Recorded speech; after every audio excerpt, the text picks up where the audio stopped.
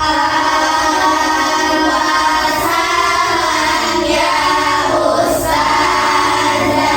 Ahlan bik. Assalamualaikum warahmatullahi wabarakatuh. Waalaikumsalam warahmatullahi wabarakatuh. Tafadhalna jurusan. Syukran ya Ustazah.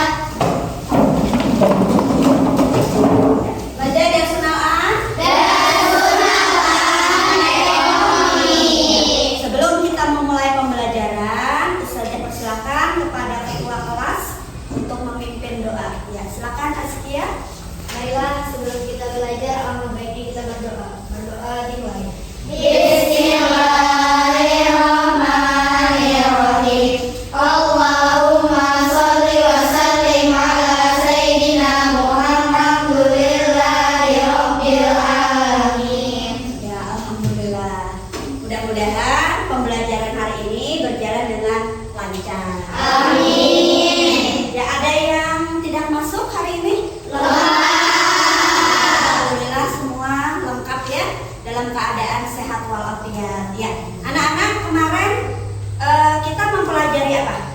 Minggu lalu ya, para negara. Kita membahas tentang otoritas jasa keuangan. Ya, minggu lalu kita membahas tentang Otoritas Jasa Keuangan atau OJK ya, disingkat dengan OJK.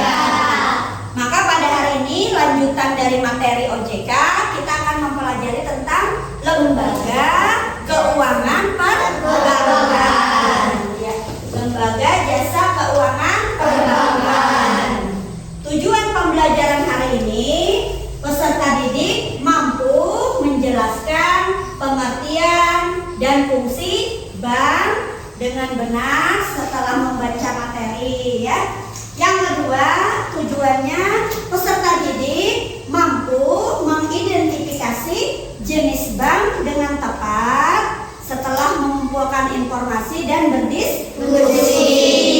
Paham? Paham. Baik anak-anak,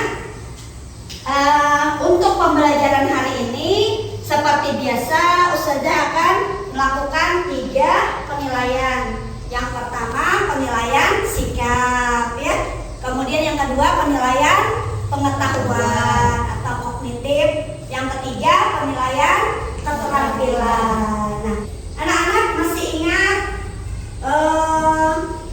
ketika kalian kecil atau bahkan sampai sekarang kalau menyimpan uang di mana? Ya, karena kalau dapat uang dari orang tua masih berapa biasanya? 5.000. Itu biasanya disimpan di celengan. Nah, yang kalian lakukan itu menyimpan uang dalam bentuk kecil, masih kecil.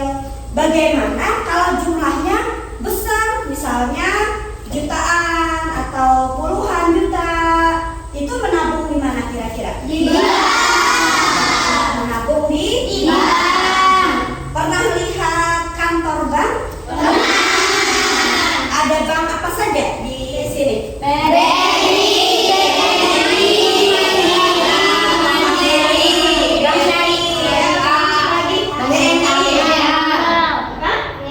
BNI, Bank Kalsel, ya BCA. Berarti sudah mengetahui bagaimana wujud dari kantor bank ya, dari sebuah bank. Nah, jadi hari ini kita akan mempelajari 3 aspek tersebut ya, pengertian bank, jenis bank, dan fungsi bank. Ya. Sekarang Ustazah minta kalian berkelompok, 3 orang satu kelompok atau 4 orang satu kelompok. Sudah pernah kan Ustazah bagikan pembagian kelompok-kelompoknya? Sudah. Ya, silakan bergabung dengan kelompoknya masing-masing dengan pelan-pelan ya, mejanya jangan diseret tapi diangkat ya. Ya, silakan bergabung.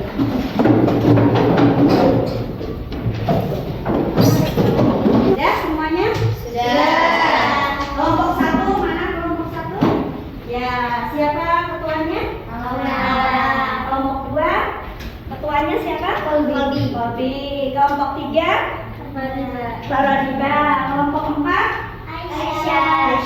Kelompok 5 Sabir. Ya. Ayo, sekarang silakan kalian membaca dulu buku pelajarannya, berisi tentang materi lembaga jasa keuangan perbankan.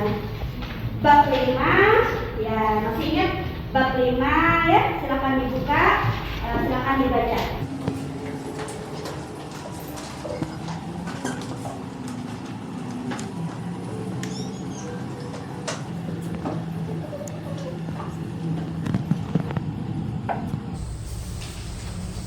Ya, sudah cukup? Sudah selesai membacanya? Sudah. Baik, kita mulai pembelajaran kita. Yang pertama adalah tentang pengertian bank. Ya. Ada yang sudah tahu apa itu pengertian bank? Ya, Aisyah, silakan. Baiklah, menurut Undang-Undang Republik Indonesia Nomor 10 Tahun 1998 tentang perbankan, bank adalah badan usaha yang menghimpun dana dari masyarakat dalam bentuk simpanan dan menyalurkan kepada masyarakat dalam bentuk kredit dan atau bentuk-bentuk lain dalam rangka meningkatkan taraf hidup rakyat banyak. Jadi konsep bank, pengertian bank menurut Undang-Undang Republik Indonesia nomor berapa tadi? Nomor 10. Nomor 10 tahun 1998 tentang perbankan. Bank adalah lembaga usaha yang menghimpun dana dari masyarakat dan menyalurkan kembali dana tersebut kepada masyarakat dalam bentuk kredit atau bentuk-bentuk lainnya dalam rangka meningkatkan taraf hidup masyarakatnya. Ya. Nah, sekarang jenis-jenis bank. Sebelumnya kita lihat dulu video tentang jenis-jenis bank ya, agar lebih paham. Sekarang, ayo pahami jenis-jenis bank yang ada di Indonesia. Seperti yang kamu ketahui, ada banyak bank di sekitar tempat tinggal. Dari video yang sudah Ustazah tayangkan tadi, sangat jelas ya jenis-jenis bank. Siapa yang masih ingat jenis bank ada berapa macam? Jenis ya, Sabira? Ada 3 macam. Ada 3 macam. Apa saja Sabira? Ada bank sentral, bank umum, dan bank perkreditan rakyat. Nah, jadi lembaga keuangan perbankan jenis-jenisnya ada 3, dikelompokkan berdasarkan fungsinya, berdasarkan kepemilikan, dan berdasarkan organisasi. Jadi lembaga keuangan perbankan jenis-jenisnya yang pertama berdasarkan fungsinya terbagi 3, bank umum, bank perkreditan rakyat, dan bank sentral. Yang kedua berdasarkan apa? Kepemilikan. Ada berapa macam? 2. Ya silakan Akna. Bank ada 2 saja berdasarkan Kepemilikan yang pertama bank pemerintah dan yang kedua bank swasta. Iya betul, bank pemerintah dan bank swasta. Yang terakhir jenis bank berdasarkan apa? Organisasi. Siapa yang tahu?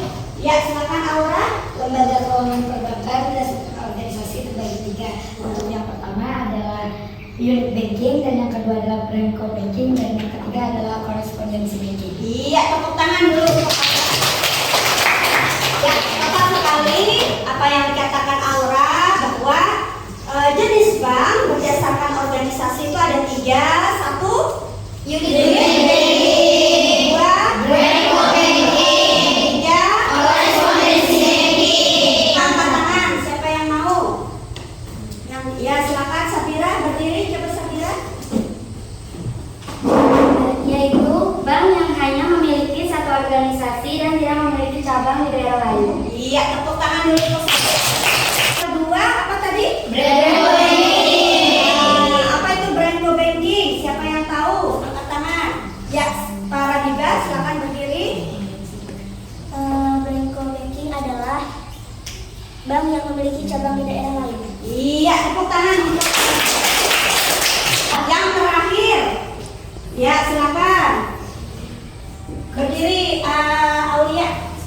Korespondensi banking yaitu bank yang memeriksa dokumen ekspor impor dan melakukan kegiatan usaha sendiri di luar negeri. Iya, tepuk tangan. Terakhir kita membahas tentang apa itu fungsi bank. Bank itu berfungsi sebagai apa? Ada yang tahu? Setelah kalian lihat, silakan. Gesha. Bank berfungsi sebagai tempat penyimpanan uang, perencanaan dalam lalu lintas pembayaran, lembaga pemberi atau penyalur kredit, lembaga pengatur peredaran uang. Iya, tepuk tangan. Fungsi bank adalah sebagai tempat menyimpan uang. Kemudian apa lagi? Dalam lalu lintas pembayaran. Sekarang coba Ustazah ajak untuk lebih mendalami lagi tentang fungsi bank ini ya. Menstabilkan nilai rupiah, menjaga lalu lintas pembayaran. Nah, dalam kegiatan usaha bank kan bank menyalurkan dana berupa kredit. Kira-kira nasabah itu siapa dulu nasabah? Kita ya, orang yang melakukan transaksi di bank atau meminjam uang atau menabung ya, namanya nasabah. Atau disebut juga dengan debitur. Nah, biasanya ketika seseorang atau nasabah meminjam uang ke bank dalam bentuk kredit, itu lancar nggak bayarnya? Bisa tidak? Bisa tidak. Kira-kira kenapa? Kok bisa iya bisa tidak? Biasanya karena kehilangan mata pencaharian utama. Oh, biasanya kehilangan mata pencaharian utama. Seperti contohnya kasus Kopi. COVID, pandemi, banyak orang yang kehilangan pekerjaan. Sekarang bagaimana sih bank itu sebenarnya mengatasi permasalahan kredit macet ya? Nah, nanti kita akan mendiskusikan, kalian dalam kelompoknya masing-masing silakan mendiskusikan dan mencari apa kira-kira solusi dari bank, dari sumber-sumber, boleh di bukunya, boleh dari internet ya, silakan browsing, coba cari tahu bagaimana bank mengatasi permasalahan kredit macet yang dihadapi oleh bank tersebut ya, dan masyarakat yang melakukan pinjaman tersebut ya. Saja bagikan dulu LKPD-nya.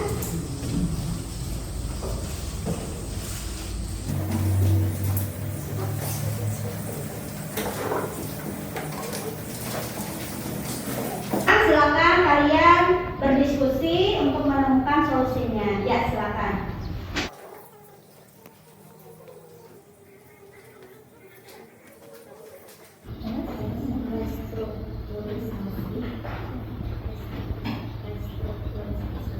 Ya, sekarang waktunya untuk mempresentasikan hasil diskusinya ya, bagaimana kalian menganalisis permasalahan kredit macetnya. Ya, silakan kelompok mana yang mau maju duluan? Baiklah, assalamualaikum warahmatullahi wabarakatuh. Waalaikumsalam warahmatullahi wabarakatuh. Saya Syamsuddin Romo mewakili kelompok 4 dengan anggota Beatrice Tailagi, lalu Kesha Aziza dan Ratna Wida. Kami telah mendiskusikan apa solusi agar kredit macet berjalan, tidak ada lagi kredit macet. Sebelum itu saya akan memberitahu Anda apa itu kredit macet. Kredit macet adalah keadaan di mana peminjam tidak mampu membayar cicilan utang, tenggat waktu membayar cicilan maupun utang. Kreditur dapat memperpanjang tenggat waktu pelunasan utang oleh debitur sesuai dengan Ya, berikan aplaus untuk hasil presentasi yang sudah kalian tampilkan di depan. Saja melihat satu kesimpulan bahwa jawaban kalian sama, ya enggak? Ya. Jadi untuk mengatasi permasalahan kredit macet itu yang pertama dilakukan apa tadi? rescheduling. Rescheduling atau penjadwalan penjadwalan kembali.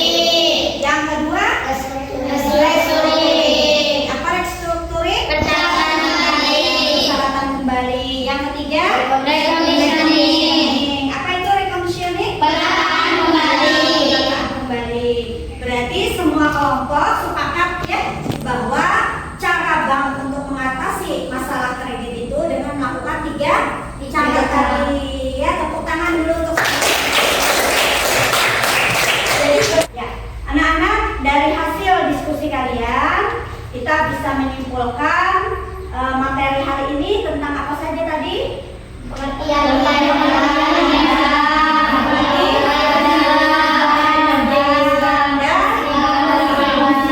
ya, fungsi bank juga mengatasi kredit macet. Ada yang masih belum paham tentang pembahasan pada hari ini? Insya Allah semuanya paham ya. Silakan kalian menelusuri lebih banyak lagi tentang bank ya, agar pengetahuannya lebih berkembang. Apa kira-kira pembelajaran minggu depan maunya seperti apa kita? Apakah berkelompok lagi atau mau bermain atau sedikit bermain ya dan berkelompok lagi? Jadi suka ya dengan diskusi seperti ini? Suka. Apalagi dengan browsing internet ya? Iya. Baik anak-anak, minggu depan kita akan membahas lanjutan dari materi hari ini. Kalau hari ini tentang lembaga keuangan bank, minggu depan kita akan membahas materi tentang lembaga keuangan non bank ya.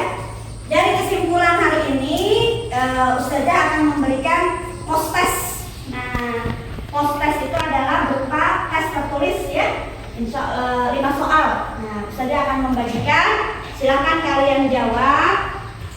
Ya, silakan Atna dibagikan.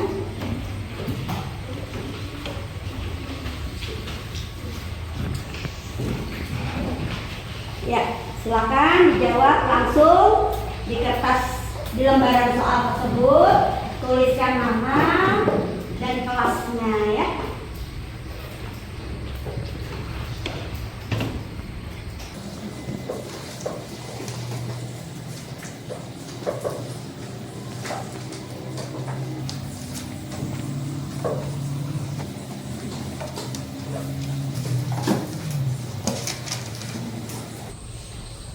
Sudah selesai? Sudah.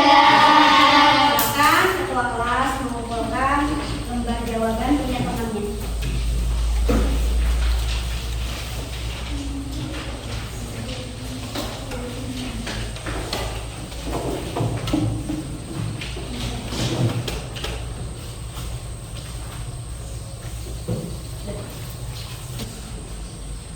Ya,